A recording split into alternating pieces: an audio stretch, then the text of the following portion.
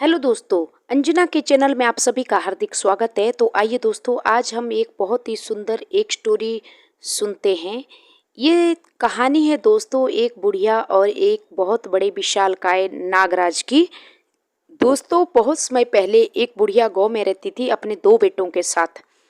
उसका पति खत्म हो चुका था। धीरे धीरे समय बीता। बुढ़िया के बेटे जवान हुए और दो बहुएं आई। कुछ दिन तक बहुएं आराम से रहने लगी। बाद में वे दोनों बहुएं आपस में झगड़ा करने लगी। बुढ़िया ने सोचा कि क्यों ना हो सकता है कि हमारे पास खाने पीने का सामान कम है, तो हो सकता है बहुओं में इसलिए तकरार होती है। तो दोनों बेटों को बुढ़िया ने विदेश कमाने के लिए भेज दिया। बुढ़िया माता बहुओं से परेशान रहने लगी, तो बुढ़िया माता ने दोनों बहुओं को अलग अलग कर दिया। बुढ़िया ने बेटों से बात की कि हमें लगता है अब हम 5 लोग हो गए हैं और हमारी बहुओं को गुजारा नहीं हो रहा है। दोस्तों, दोनों बेटे प्रदेश चले गए कमाने के लिए और बुढ़िया अपनी दोनों बहुओं के पास एक एक दिन रहने लगी। ऐसे करते करते दिन बीतने लगे। दोस्तों, बुढ़िया रोज घास लेने जंगल चली जाती थी। एक दिन क्या होता है दोस्तों कि जंगल में एक घास काटते हुए एक बहुत बड़ा विशालकाय नागराज बुढ़िया के पास आया। उसको देखकर बुढ़िया कांपने लग गई। नागराज ने मनुष्य की भाषा में कहा कि हे बुढ़िया माँ, आप घबराइए नहीं। मैं बहुत कई दिनों से भूखा हूँ, मुझे कुछ खाने को दो। अगर आपने मुझे खाने को नहीं दिया तो मैं मर जाऊंगा। इसलिए ही बूढ़ी माँ, आप हमें थोड़ा सा दूध पिला दो ताकि हमारी जान में जान आ जाए। बुढ़िया माई ने कहा कि आज तो मेरे पास कुछ नहीं है, पर हाँ, मैं कल आपके लिए कुछ दूध लाती हूँ घर से। बूढ़ी माँ ने अब बूढ़ी माँ की जो दोनों बहुएं थी वो बहुत तेज तरार थी। तो बूढ़ी माँ ने प्लान बनाया कि क्यों ना आज मैं बड़ी वाली का दूध चुराऊं और कल छोटी वाली का चुराऊंगी। ऐसे करते करते बूढ़ी माँ उस बड़ी वाली का बहू का दूध छिपाकर पल्लू के नीचे लेकर नागराज को पिलाने लगी। तब नागराज की आत्मा तृप्त हुई और उसने कहा कि हे बूढ़ी माँ, आपका बहुत बहुत धन्यवाद, आपने मेरी जान बचा ली। आज मेरी आत्मा को शांति हुई। तब बूढ़ी माँ ने कहा कि बेटा, कल तो मैंने पूछा नहीं था, लेकिन आज मुझे बताओ तुम मनुष्य की भाषा में कैसे बोलते हो। तब नागराज ने कहा कि बूढ़ी माँ, एक बहुत बड़ा रहस्य है। मुझे एक ऋषि का शाप मिला हुआ है और ये मुझे 21 वर्ष तक के शाप था। मैं एक राजा का बेटा हूँ, लेकिन मैं नाग के रूप में ही अपनी माँ के गर्भ से पैदा हुआ था। इसलिए मेरे पिता ने मुझे जंगल में फेंक दिया था और अब कुछ ही समय बचा है, 1 डेढ़ महीना। उसके बाद मैं वापस मनुष्य योनि में आ जाऊँगा, मनुष्य के इसमें आ जाऊँगा भेष में। तो तब तक आप मेरे लिए दूध का गुजारा करते रहें। अब बूढ़ी माँ खुश हो गई। बूढ़ी माँ डेली प्रतिदिन कभी एक बहू के यहाँ से दूध चुरा कर लाती, कभी दूसरी से नागराज के लिए लाती और शाम को घास काट कर घर चली जाती। अब नागराज भी खुश था, बूढ़ी माँ भी खुश थी। नागराज भी का भी समय धीरे धीरे व्यतीत होने लगा।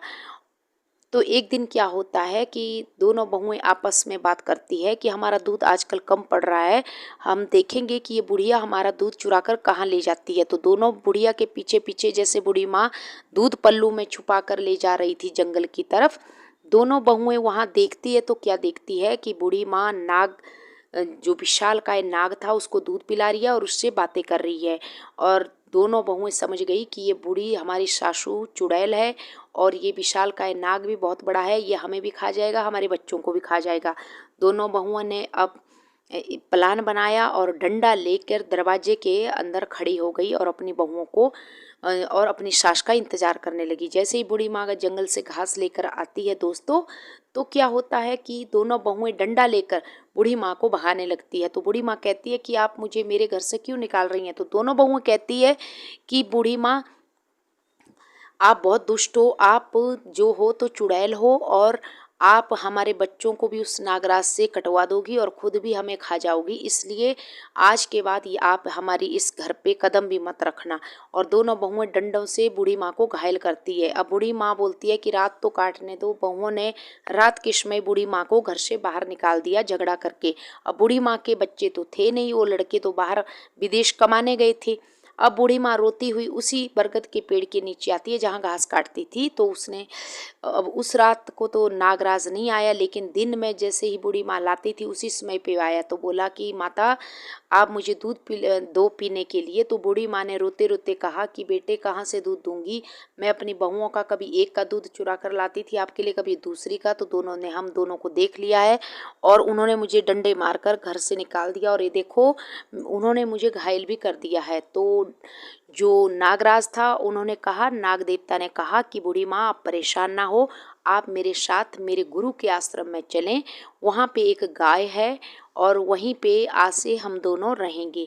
तो बूढ़ी माँ आगे आगे, नागराज चला पीछे, बूढ़ी माँ और एक ऋषि के आश्रम में पहुँच गए। तो बूढ़ी माँ ने कहा कि बेटा ऋषि कहाँ है। तो नागराज ने कहा कि माता कुछ समय पहले वो मृत्यु को प्राप्त हो चुके हैं और यहाँ गुरु की कृपा से अन्नपूर्णा माता का आशीर्वाद है, इस आश्रम में खाने पीने की किसी चीज़ की कमी नहीं होती है।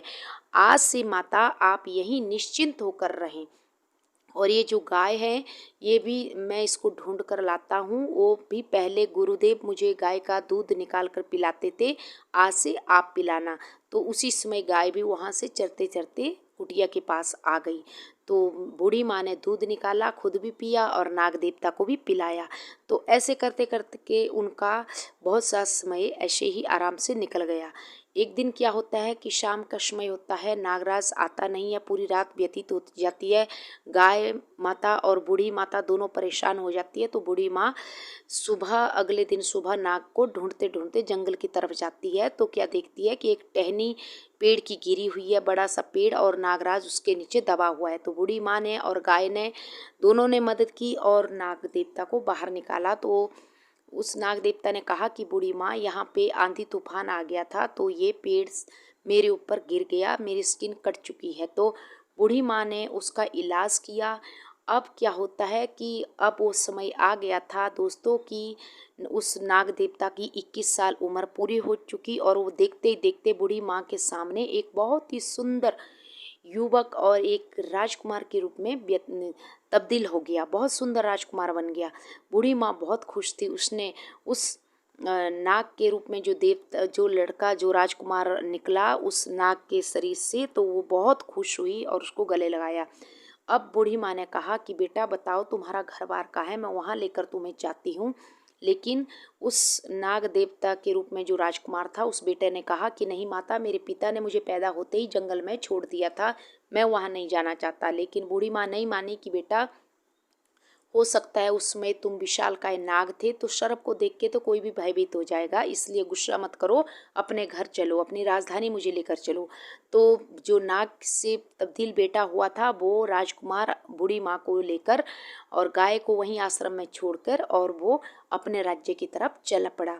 अब जैसे राज्य में पहुँचे तो वहाँ के जो प्रजा थी वो उस राजकुमार को देखते ही आश्चर्यचकित हो गए कि कितना सुंदर लड़का है, काश ये हमारे राजा का बेटा होता। तो ऐसे करते करते महामंत्री से उन्होंने भेंट की और कहा कि यहाँ का जो राजा है रानी है उनसे हमारे को मुलाकात कराओ। तो वो कहता है मंत्री कि वो बीमार हो चुके हैं, और तो वो कहते हैं कि वो कैसे बीमार हुए हैं, तो वो सारी व्यथा बताते हैं कि 21 साल पहले उनका बेटा पैदा हुआ था सर्प के रूप में। अब तब राजा और रानी की कोई भी औलाद नहीं है, आप मुझे उनका सूखकर शरीर कांटा हो चुका है और वो इसी मिलते हैं। तो जैसे ही उनके चरण छूते हैं तो ना जाने प्रभु की क्या माया होती है दोस्तों, उस राजा रानी के शरीर में एकदम करंट आ जाता है और वे दोनों के अंदर शक्ति आ जाती है और वे खड़े हो जाते हैं और वो कहते हैं कि बेटा क्या चमत्कार हुआ, हम बीमार थे और तूने पैर छूते ही हमारे को सही कर दिया।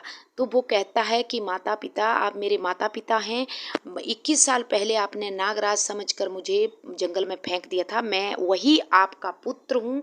माता जी मुझे आप अपना लीजिए, और ये मेरी बूढ़ी माँ है, इन्होंने जैसे आपने मुझे पैदा किया, आप मेरी पैदाइशी माँ हैं और इन्होंने मुझे मेरी जान बचाकर मुझे पाला पोस कर इन्होंने आज मेरी ज़िंदगी को बचाया है, जो कि आज मैं आपको प्राप्त हूँ। तो आज से मैं इनको अपनी राजमाता घोषित करता हूँ।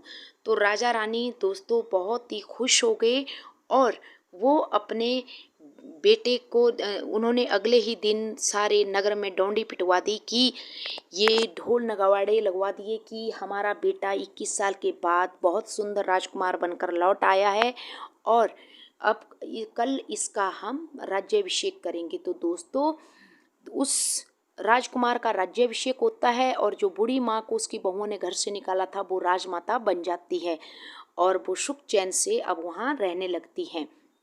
अब उनकी जो बहुएं थी बूढ़ी माँ की, वो दिन प्रतिदिन बहुत ही ज़्यादा बीमार रहने लगी और परेशान रहने लगी। जैसे उन बूढ़ी माँ के बेटे वो विदेश से लौटे तो उन्होंने अपनी बहुओं को खूब पीटा कि हमारी माँ को घर से क्यों निकाला। तो उन्होंने कहा कि ऐसे ऐसे सांप। तो जैसे तैसे करते वो राजा के महल तक पहुँचे और अपनी माता से मिले। तो उनको पता लगा कि हमारी माता अब राजमाता बन चुकी है। तो बूढ़ी माँ ने उन्होंने अपनी बूढ़ी माँ को अपने साथ चलने के लिए कहा, लेकिन बूढ़ी माँ ने मना किया कि नहीं बेटा, मैं यहाँ पे बहुत खुश हूँ, तुम अपने परिवार के साथ आराम से रहो। तो बूढ़ी माँ के वो बेटे अपनी बहुओं के पास आए और बूढ़ी माँ बहुत ही आनंदपूर्वक अपने आराम से अपने उस जो उसका गोद लिया बेटा था नागराज, वो उस राजकुमार के साथ रहने लगी। तो ये थी दोस्तों बहुत ही सुंदर स्टोरी। आशा करती हूँ आप सब ने ध्यान से सुना होगा। तो please subscribe my channel. Thank you.